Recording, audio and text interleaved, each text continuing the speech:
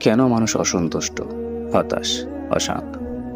আসুন আজকে আমরা জানার চেষ্টা করি প্রত্যেকটা ধর্মগ্রন্থ থেকে কেন এমনটা হয়।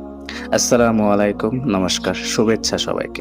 আজ আমরা এই বিষয় নিয়ে আলোচনা করব। এই আধুনিক পৃথিবীতে যেখানে প্রযুক্তি আছে, বিলাসিতা আছে, তথাকথিক উন্নয়ন আছে, তবুও কেন মানুষ অশান্ত? কেন আমাদের ভিতরে সুখ নেই?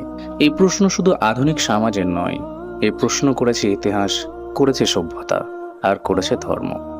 আজ আমরা জানব সব প্রধান ধর্ম কি বলে শান্তি ও সুখের মূল চাবিকাঠি নিয়ে।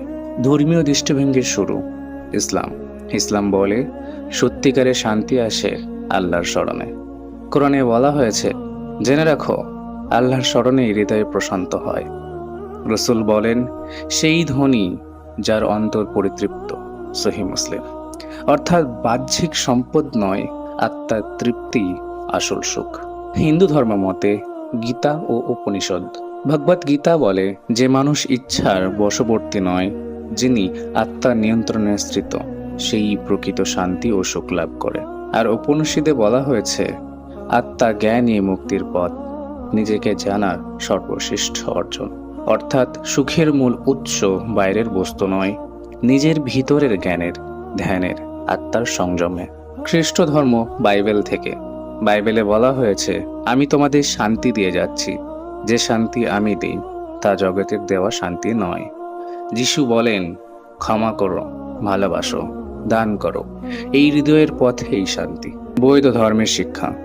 গৌতম বুদ্ধ বলেন, চাইবার মাধ্যমেই দুঃখের জন্ম, চাওয়া থামালেই আসে শান্তি।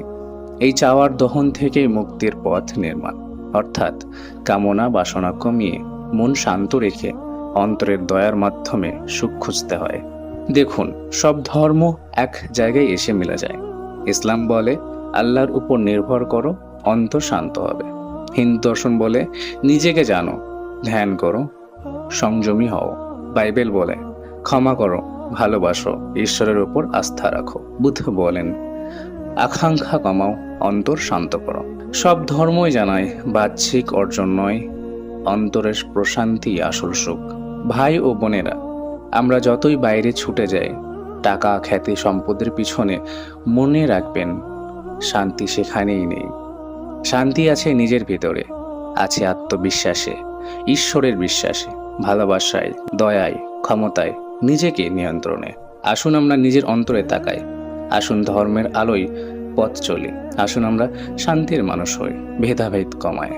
নিজেদের ইচ্ছা পূর্তির নয়, নিজের আত্মার পূর্তির জন্য আমরা কাজ করি, কর্ম করি। অন্যকে দেখানোর জন্য না, নিজের শান্তির জন্য কাজ করি। কেন আমি অন্যকে দেখাবো?